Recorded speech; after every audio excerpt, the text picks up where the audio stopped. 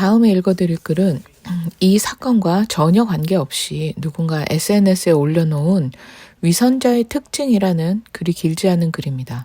이 글을 쓴 사람은 아마도 현직 정치인을 염두에 두고 쓴 글 같습니다만 한번 들어보시고 판단해 보시기 바랍니다. 위선자의 특징. 잘못을 인정하지 않습니다. 그러니 반성은 당연히 없습니다. 책임 또한 질 일이 없습니다. 누군가 비난하면 되레 욕합니다. 잘못이 없는데 욕을 하니까요. 증거가 명백하면 그제서야 남 탓을 합니다. 그래도 뭐라 하면 궤변으로 말장난쳐서 당황하게 합니다. 그것마저 들키면 그러면 당신이 해봐 라고 떠넘깁니다. 이것마저 깨지면 뒤로 거래를 제안합니다. 결국 절대 잘못을 인정하지도 거짓에 대한 부끄러움도 실수에 대한 반성도 개선을 하겠다는 의지도 책임을 지겠다는 양심도 그 어떤 것도 없습니다. 누가요? 누가 떠오르십니까? 1. 잘못을 인정하지 않습니다. 가해 목사 측은 의도가 선한 것이었기 때문에 행위 자체는 범죄가 아니다라고 주장합니다. 문제를 해결하기 위해 노력하다 보니 그런 일도 생겼다.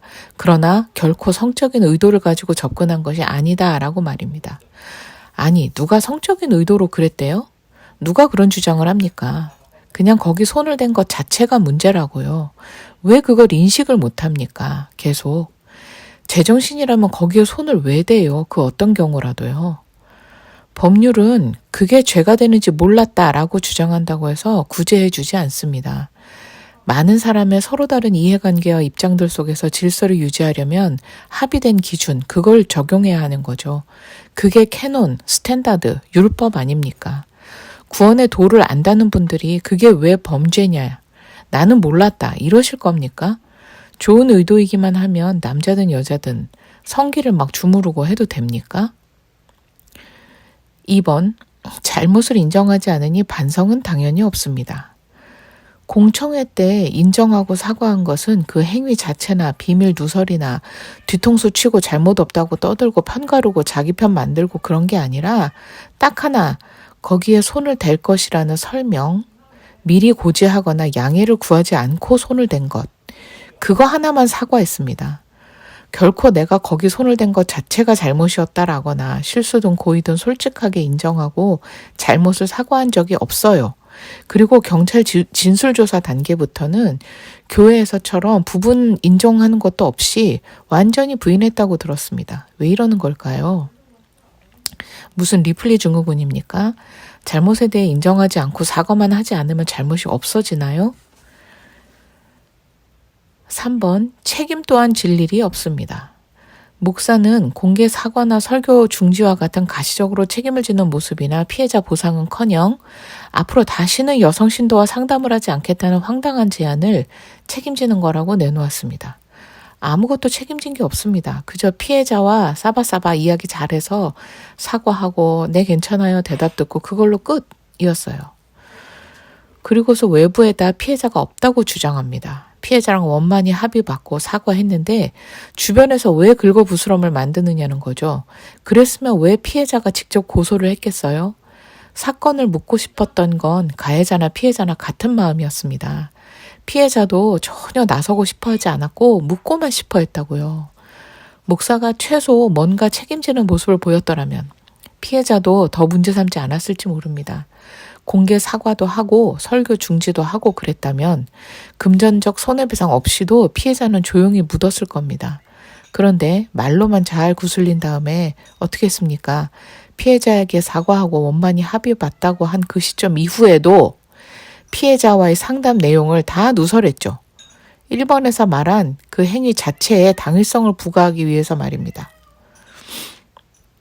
4번, 누군가 비난하면 되레 욕합니다. 잘못이 없는데 욕을 하니까요. 참 아이러니하게도 목사의 성추행 자체는 큰 문제거리가 아니었습니다. 최소한의 인원으로 조용히 처리할 수 있는 문제였습니다.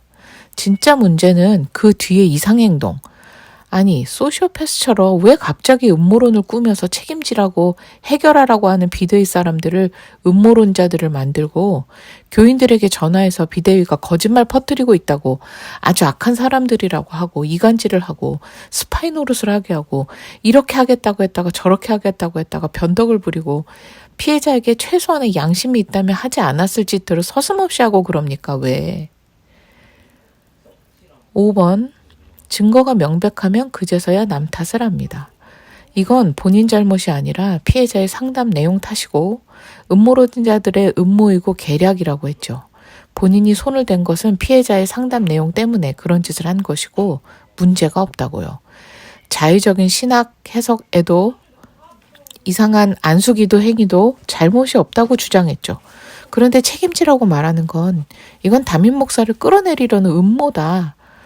여러분 이거 말이 되나요? 저나 비대위가 무슨 하나님이에요? 목사님으로 하여금 거길 만지는 안수기도를 하도록 만들었나요, 저희가? 저는 다른 사람에게 이 사건에 대해 사실을 알릴 때 어떤 사람에게 물었습니다. 만약 피해자가 몸을 파는 행위를 했다 치더라도 목사가 그 피해자의 음부를 손으로 만지는 기도를 해도 괜찮은 것입니까?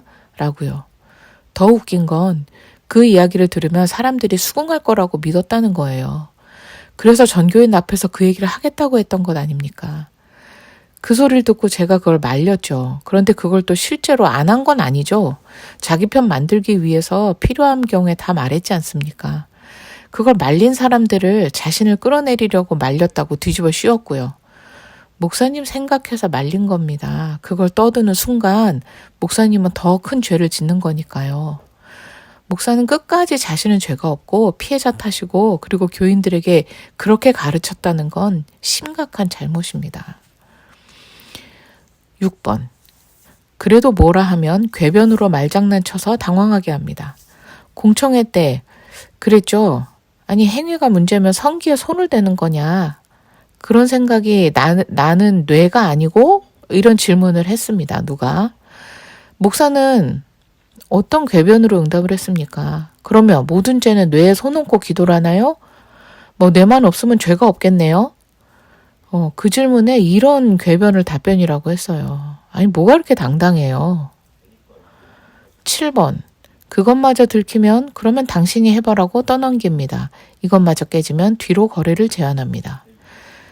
처음에 피해자가 합의를 제안했을 때 목사 측은 거절했습니다. 경찰 조사에서도 변호사에게도 법정에서도 자기는 잘못이 없다고 부르짖었으니 그 컨셉으로 쭉 간 것 같아요. 그러더니 이제 재판에서 패소하고 구속이 되자 피해자에게 합의를 요청을 했습니다. 이제 민사소송이 두려우세요? 어디 한번 해봐 했다가 지니까 이제 와서 진작 변호사의 조언을 좀 받아들이지 그러셨어요. 잘못을 인정하고 100배 사죄하면 참작을 해줬을 텐데요. 피해자가 합의하자고 할 때 고맙다고 덥석 내민손 잡으셨어야죠. 무슨 리플리 증후군이세요? 본인이 행한 일을 아니라고 굳게 믿으셨던 거예요? 하나님이 신원해 주시는 사람은 잘못이 없는 무고한 사람이지 잘못해놓고 그게 잘못인지를 모르는 사람이 아닙니다. 결국 절대 잘못을 인정하지도 거짓에 대한 부끄러움도 실수에 대한 반성도 개선을 하겠다는 의지도 책임을 지겠다는 양심도 그 어떤 것도 없습니다. 누가요? 누가 떠오르십니까? 가해 목사는 자신의 잘못은 상담 내용이라는 원인 때문이고 성범죄의 고의가 없었으므로 죄가 아니라는 착각을 하고 있었고 그 잘못을 열심히 부정하고 끝까지 부정하며 자신의 죄를 인정하지 않으면 부당하게 핍박받는 의인이 될 거라 착각한 것인가요? 절대 자신의 죄를 인정하지 않고 가르쳐줘도 못 들은 척하며 잘못의 인정이나 합의나 그 일 자체에 대한 사과는 하지 않음으로써 자신의 결백을 주장한다는 꼼수를 부렸습니다. 누구를 속이려 한 것일까요? 바로 자신을 믿고 따르는 사람들을 속이려 한 것일 것입니다. 끝까지 잘못이 없다고 믿게 하고 이런 건 잘못이 될 수 없다고 가르쳤겠죠. 자기를 지지하는 세력이 있는 이상 얼마든지 다시 시작할 수 있다고 생각했기 때문일 것입니다. 피해자가 교회에 처음 올 때 이례적으로 모자실을 좀 예쁘게 꾸며달라고 부탁을 해서 제가 개인 돈으로 꾸몄고 얼마 들었는지 물어보지도 않았고 않았고 돈을 교회에서 주시지도 않았지만 저는 하나님께 헌금하고 헌물하는 마음으로 했습니다. 영수증 제출도 안 했고 비용 청구를 하지도 않았고요. 이렇게 교인 한 사람 한 사람 아끼시는 줄로 알았어요. 그런데 그분의 친인척이 잘 부탁드린다며 거액의 돈을 헌금했다는 거 나중에 얘기 들었는데 이거는 사실 확인이 필요한 얘기긴 합니다. 그러나 그 친구가 올 때 교회 인테리어며 상당히 신경을 쓴 것으로 봐서 결코 다른 교인들이 올 때와 같지 않았습니다. 그 돈은 교회 계좌가 아니라 목사님 개인 계좌로 들어갔을 것입니다. 교회 계좌로는 안 들어갔으니까요. 교회 재정 담당이 4년 동안 4번 바뀌었는데 교회 이 사건 터진 이후 재정 담당 집사님이 나오고 후에 목사층 옹호자로 재정 맡으신 분이 말하길 정말 재정이 투명하고 깨끗하다고 하셨다죠. 그러나 어떤 외부 교인이 11조를 헌금했었는데 그게 목사님 개인 계좌로 들어갔고 그렇게 개인 계좌로 들어간 돈은 재정 담당자들은 모릅니다. 왜냐하면 교회 계좌와 목사님 개인 계좌가 분리되어 있고 재정 담당자가 목사 개인 계좌는 건드리지 않으며 외부 사람들이 헌금하겠다고 물어볼 때는 개인 계좌를 알려줬으니까요. 목사님께 지정 헌금이면 상관없습니다. 그러나 11조 헌금처럼 교회에 내는 것은 개인 계좌로 받으면 안 되는 거 아닌가요? 교회에 헌금할게요 했는데 개인 계좌 알려줘서 왜 개인 계좌죠? 교회 계좌는 없나요? 하고 물어본 사람들도 있는데 그분들한테도 우리 교회는 이렇게 합니다 하며 개인 계좌로 알려줬죠. 그리고 다른 동영상에서도 밝혔지만 헌금으로 모은 그 교회 재정을 얼마나 교회를 위해 썼습니까? 재정 담당이 계속 바뀐 이유도 급여 인상 요구 조건으로 인한 갈등 때문이었고요. 저는 지금 재정적 비리가 있다는 말을 하는 게 아닙니다. 목사 급여 외에 교회에서 재정이 쓰이는 게 거의 전무하다는 것을 재정적 비리라고 보지 않는다면 말입니다. 교회는 교인들의 헌금을 차곡차곡 모으고 목사님 급여와 활동비, 식비 등으로 나가는 것 외에는 거의 아무 활동이 없었습니다. 수련회도 없고 사경회도 없고 부서 지원도 열악했습니다. 모자실 인테리어도 강대상 뒤편 벽 손상 수리도 제 개인 돈으로 했습니다.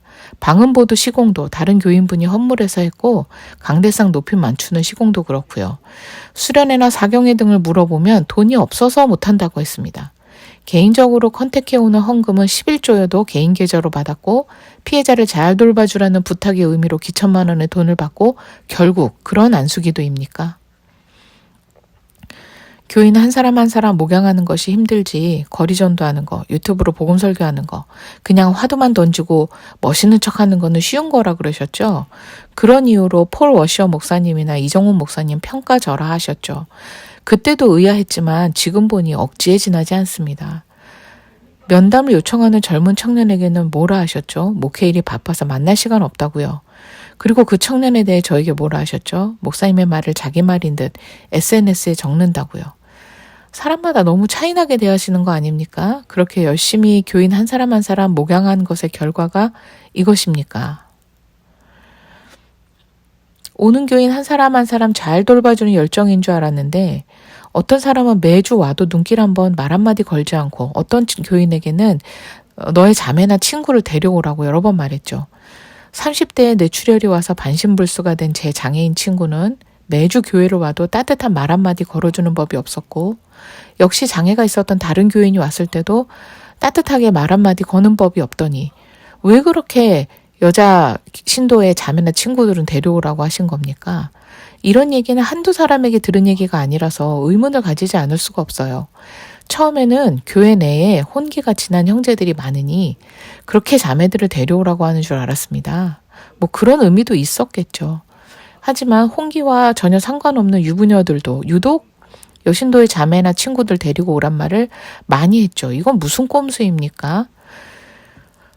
교회 이사 가야 하는 때였는데 절대 서울 안 떠날 듯이 그러다가 일 터지고 저한테 얘기할 때 구리 쪽으로 아예 이사 갈까 한다고 알아보라고 하셨죠. 그렇게까지 말했던 사람을 다음 날엔 음모론자라고요. 그 전에 제이 아빠 얘기는 왜 나한테 전화해서 그 사람이 우리 애들 흉봤다는 얘기는 하신 겁니까? 이미 떠난 사람을 저한테 뒷담화를 왜 하신 거예요? 제가 한 번이라도 목사님한테 그분에 대해 나쁜 말 한 적 있습니까? H자매는 교회를 왜 떠났냐고 물어보니까 왜 거짓말을 하세요? 그 자매가 SNS에다가 목사님에 대한 지극한 감동적인 감사의 인사말을 남기고 일주일도 안 돼서 교회를 떠났는데 목사님이 억울했다면 그런 식으로 얼버무릴 일이 아니죠. 결국 뭡니까? 스파이 노릇을 하고도 양심의 가책 하나 없는 끈끈한 이너서클 외에는 교인 한 사람 한 사람이 마르틴 부보가 말하는 인격적인 관계인 나와 너가 아닌 수단적인 관계인 나와 그것 이었던 것은 아닌가요? 인터넷에서 찾은 글을 잠깐 읽어드리겠습니다. 부버에 따르면 나와 너의 관계는 영속적인 것이 아니라고 한다. 언제든지 나와 그것으로 변전될 수 있다는 것이다. 이는 우리가 경험적으로 알 수 있는 바다. 나와 그것의 관계로 변전된 관계를 다시 나와 너의 관계로 되돌리기 위해서는 우리 마음을 열어놓고 진정한 만남과 대화가 이루어지도록 기다리는 것뿐이라고 부버는 말한다. 또한 부버는 나와 너의 인격적 관계는 이론이나 지식이 아니라 체험을 통해서만 알 수 있다고 말한다. 부버는 너가 영원한 그대가 되도록 하기 위해서는 무조건 스스로 마음을 열어놓고 기다려야 하며 그러면 나와 너의 관계가 복원될 수 있다고 말한다. 상대와의 관계를 나와 그것의 관계로 설정하고 행동하는 사람은 필연적으로 악을 저지르게 된다. 여기서 말하는 악은 선과 악이라는 종교적 이원론에 근거한 악의 개념이 아니다. 스탠포드 대학교 심리학 교수인 필립 짐바르도 박사는 그에 져서 루시퍼 이펙트에서 심리학의 기초에 악이란 의도적인 행동으로 선량한 사람들을 해치거나 학대하거나 모욕하거나 인간성을 말살하고 파괴하는 것 또는 자신의 권위와 조직적 힘을 이용해서 다른 이들로 하여금 그와 같은 일을 하도록 만드는 것이라고 말했다.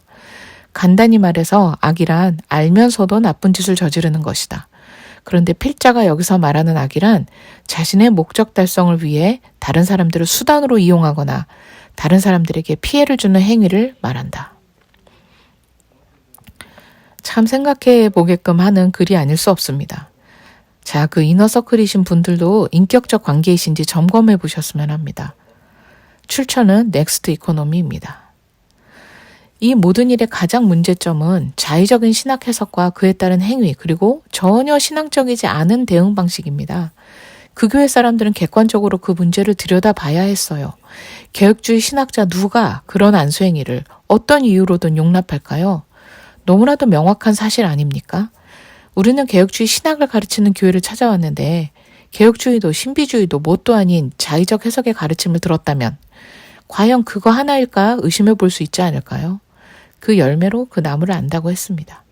그분의 대응 방식은 전혀 신앙적인 대응 방식이 아니었다고 생각합니다.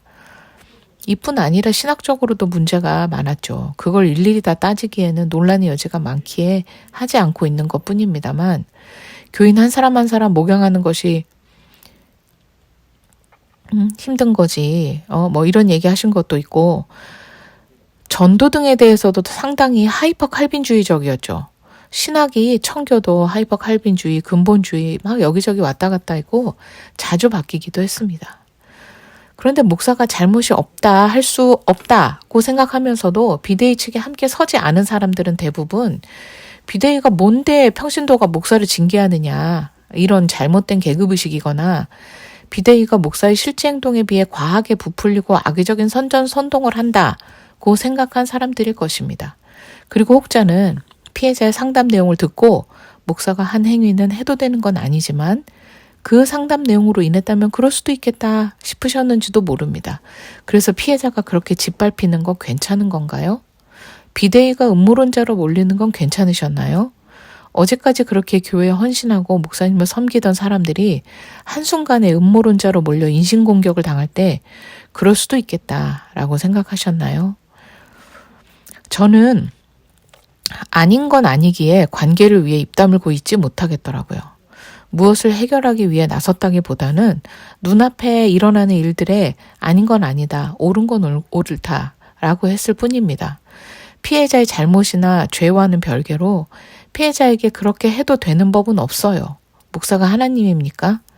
목사의 잘못된 선택 때문에 비대위가 목사의 꼼수에 협조하지 않았습니다. 협조했어야 되나요? 하라는 대로? 둘 다 마음에 안 들면 차라리 교회를 나왔다면 모를까. 계속 남아있는 것은 목사의 주장에 힘을 싣고 목사가 하는 말과 선택이 옳다고 지지해 주는 것과 같습니다. 도대체 무엇을 위해 그러신 건가요? 여기 비슷한 경우에 다른 목사님들이 있습니다. 고든 맥도널드 목사님은 실제로 불륜을 저질렀습니다. 그분은 3년간 평신도로 지내면서 성중독 치료 프로그램을 성실히 이수했고 3년 뒤에 전교인의 투표로 다시 담임 목사가 되었습니다. 실수든 고의든 죄에 대한 책임과 용서와 화해와 사랑이라는 아름다운 결말이었습니다. 김정한 목사님의 아드님 중 한 분 목사님은 어느 날 중직들을 모아 본인이 포르노 중독 상태에 있음을 고백하였습니다. 스스로 고백하지 않았다면 아무도 몰랐을 일입니다. 그러나 그 죄의 문제를 자각했을 때 빨리 해결하지 않았다면 그 후 어떤 일이 일어났을지 모르죠. 죄라는 건 그렇게 점점 자라나는 게 아니겠습니까? 당회는 목사님께 일시적 설교 중지를 하게 하고 성중독 치료 프로그램을 이수하게 한 뒤 일정 시간 뒤 다시 복직시켰습니다. 이런 식으로 대부분 비슷합니다. 부천 찬빛교회는 사진 같은 증거 하나 없이 목사님과 미혼의 여전도사가 의혹의 주인공이 되었습니다. 앞선 두 목사님은 자신의 죄를 스스로 인정하고 죄책을 받아들인 데 반해 부천 찬빛교회는 당사자 모두가 강력히 부인하였습니다. 앞서 말한 것처럼 물적 증거도 없었고요.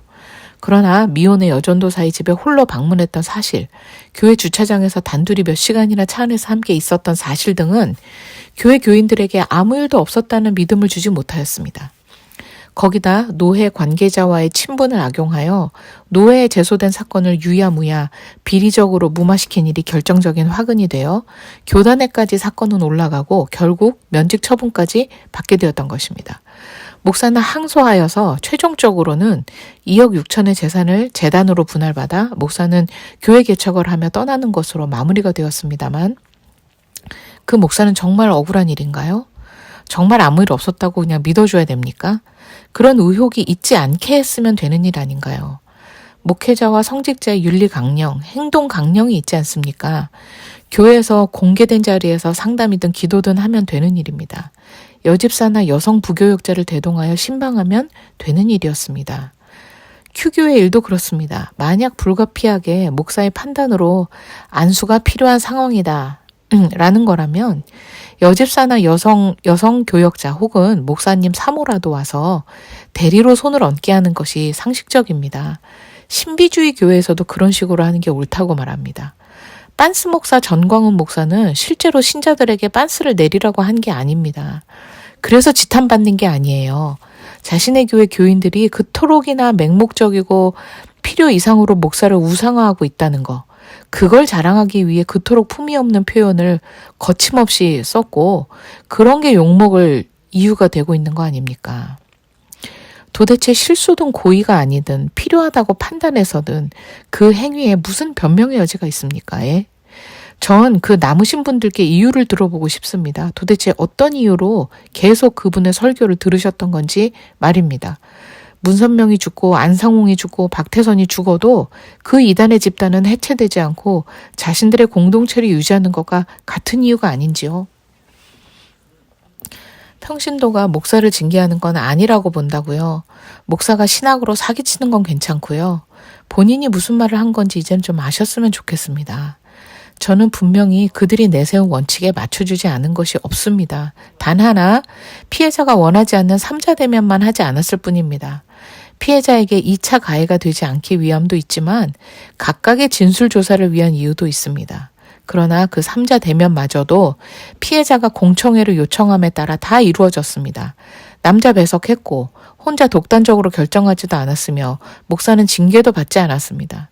그래서 목사가 책임진 게 무엇인가요? 당신들의 꼼수에 안 맞춰준 것이 무엇입니까? 결국 목사는 죄가 없다는 착각이 잘못된 주장에 힘을 실어주고 무고한 피해자들을 양산하는 데 힘을 보탠 것 아닌가요? 현재 목사가 악인에 의해 무고하게 핍박을 받고 있나요?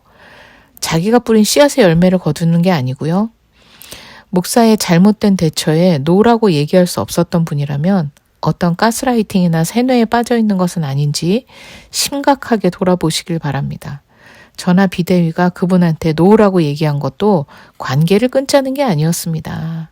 다 바로 잡자는 의미였죠. 교회와 목사를 위해 최선의 선택을 했었다고 생각합니다. 그걸 차버린 건 목사 측이고요. 이런 사실들이 잘 알려져야 할 것입니다. 감사합니다.